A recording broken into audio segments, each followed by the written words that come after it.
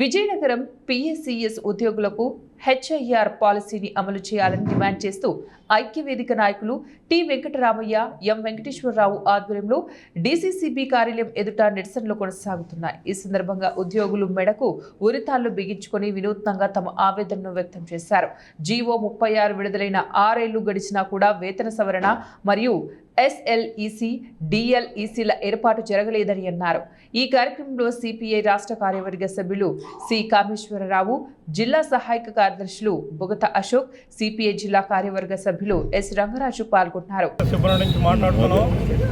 ఎందుకంటే గత 2025 డిసెంబర్ 5వ తేదీ నుంచి దశల వారీ కార్యక్రమాలు చేసుకుంటూ వచ్చాము. ఫిబ్రవరి 16 వరకు దశల వారీ కార్యక్రమాలు చేసుకుని వచ్చినప్పుడు కూడా ప్రభుత్వ ఉన్నతాధికారులు మా డిమాండ్స్ మీద ఎటువంటి చర్చలు జరుపుకుంటా మాకు కాలయాపన చేస్తూ రావడం జరిగింది. మరి మాకు విధి లేని పరిస్థితుల్లో గత్యంతరంలాగా ఫిబ్రవరి 16వ తేదీ నుంచి సమ్మెబాట పిఎస్సిఎస్ ఉద్యోగులు పట్టడం జరిగింది. మరి ఇవాళ రాష్ట్రంలో ఇవాళ భారతదేశంలో ఏదైనా రైతాంగానికి సేవ చేసే సంస్థ ఏదైనా ఉందంటే ఇవాళ పిఎస్సిఎస్ వ్యవస్థ అని చెప్పక తప్పదు.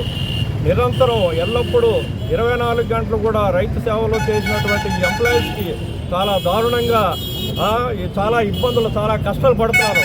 కనీస వేతనం లేకుండా ఇవాళ ఇచ్చినటువంటి వేతనం కూడా కట్టవలసిన బకాయి కింద జూటూరు పెడుతూ మరి ఆ బకాయి చూపడం, ఆ బకాయిల నుంచి మేము రద్దు చేయమని చెప్పేసి ఇవాళ ప్రభుత్వ ఉన్నతాధికారులు కూడా అడగడం జరిగింది.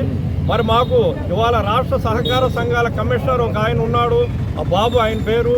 ఆ బాబు ఏంటంటే, అయ్యా మీరు కంప్యూటరైజేషన్ 100% కంప్లీట్ చేయండి, చేస్తే మీ డిమాండ్స్ ఏవైతే ఉన్నాయో అవి పరిష్కారం చేసే బాధ్యత నాదని చెప్పేసి ఆ రోజు భరోసా ఇవ్వడం జరిగింది.